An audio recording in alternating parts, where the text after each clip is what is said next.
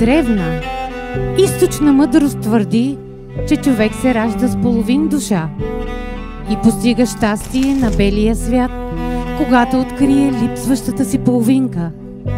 Така, мъжът открива жената и жената открива мъжът.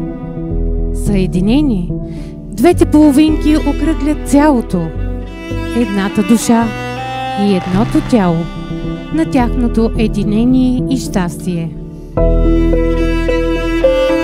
Вие, Серхан Синанов Алиев, желаете ли да сключите граждански брак с Есра Февзиева Хюсеинова?